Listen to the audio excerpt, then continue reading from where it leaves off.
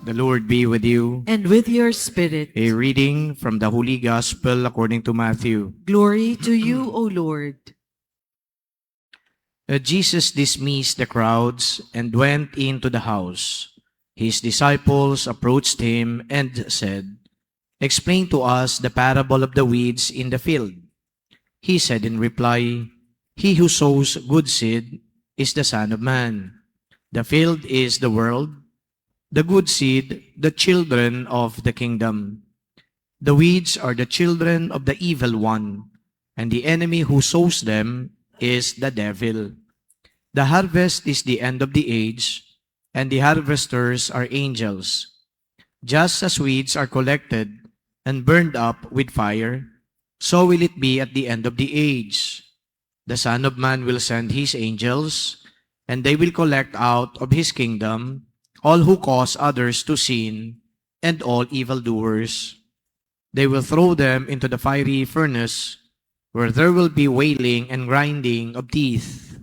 Then the righteous will shine like the sun in the kingdom of their Father. Whoever has ears ought to hear." The Gospel of the Lord. Praise to you, Lord Jesus Christ. Before coming here, I was browsing the internet at napanood ko po yung isang YouTube content na ang ini-interview po ay isang political analyst or strategist. At ang pinag-uusapan po nila ay yung komento tungkol sa State of the Nation address ni Pangulong BBM kahapon. And there were positive comments given by the resource speaker. At yung unang-unang pinuntuhan niya, sabi ng strategist ay serious yung dating ng Pangulo. Yung content daw ng kanyang speech ay very meaty, very substantial.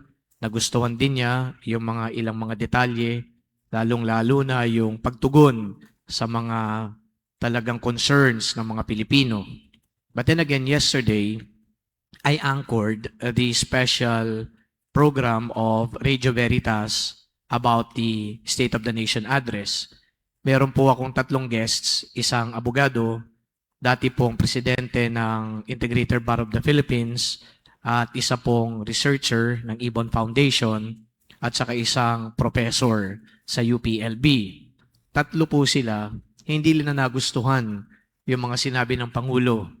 Ang unang-unang komento nila, sabi ay puro mga band-aid, measures yung ginagawa, at parang walang, kumbaga ay planning ahead of time. So parang hindi sustainable. Parang tinitingnan daw ng Pangulo ay yung hanggang 2028 lang.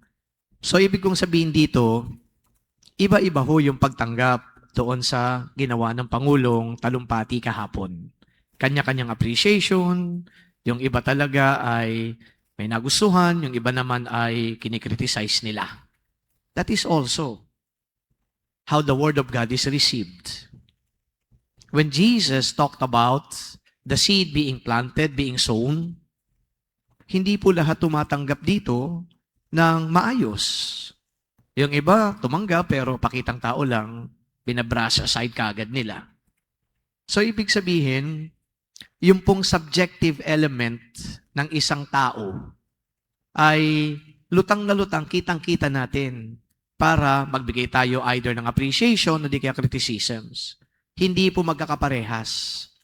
At dahil hindi magkakaparehas yung ating pong response, yung ating reaction, lumalabas din na kapag nagustuhan ng tao, mukhang may value yung isang bagay na tinitingnan natin.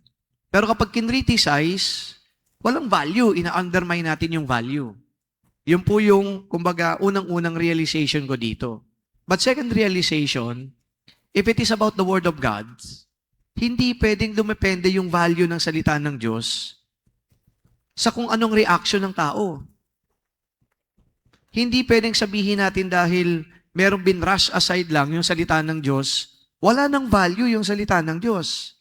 I guess the value of God's Word rests not in the appreciation or reaction of each one of us, but the value of God's Word is in God Himself. Ang Diyos ang nagsasalita, ang Diyos ang nangungusap. Kaya ito ay mahalaga. Hindi mo pwede na sabihin na valuable yan dahil tinatanggap ng tao. Ang dami yung mga tao na hindi tumatanggap dito. When Jesus, for example, was preaching in front of the Jewish people, not all of them received Jesus' teachings. Pwede ba nating sabihin, dahil hindi tinatanggap, hindi ini-embrace ng mga Hudyo, yung itinuturo ni Jesus, walang value yung tinuturo ni Jesus? We cannot say that. Because the worth, the value of the word is in the messenger himself. God has value in our life, whether we like it or not. Too bad. Ang dami pa rin mga tao na hindi nakakakita at nakaka-realize kung ano ang papel ng Diyos sa buhay natin. May mga tao nga, nasabi ko, ina-undermine nila, wala silang pakialam, hindi nila kinocultivate yung relationship na dapat na meron tayo sa Diyos. Parang alam niyo yung complacent lang yung tao. Parang alam niyo na mas marami pang bagay na dapat akong pagtuunan ng pansin kesa yung Diyos, kesa yung mga tinuturo ng Diyos. Palagay ko, yung pong pagbibigay ko ng ganitong pansin, mas okay pa kasi nag-i-enjoy ako dito. And so, the Word of God is undermined, set aside. And here in the Gospel, nung tinanong siya, pwede ho ba na i-explain nyo sa amin kung ano yung parable of the weeds na yan para mas maintindihan namin? Imagine the extent of the details that Christ told them. Hinimay-himay pa ni Jesus para maintindihan lang ng mga nakikinig. Ibig sabihin nito, kahit si Jesus mismo na tagapagturo, nagbibigay siya ng halaga sa kanyang itinuturo.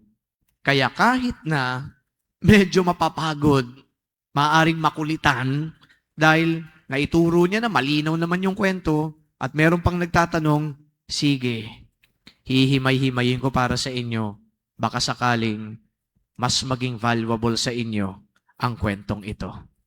My dear friends, brothers and sisters, I started off with a State of the Nation address. Mixed ang reaction. But hopefully, when we listen to the Word of God, there is no mixed reaction. Hopefully, and I pray, that our reaction would always be positive. Listening, embracing, and acting on the Word. Amen.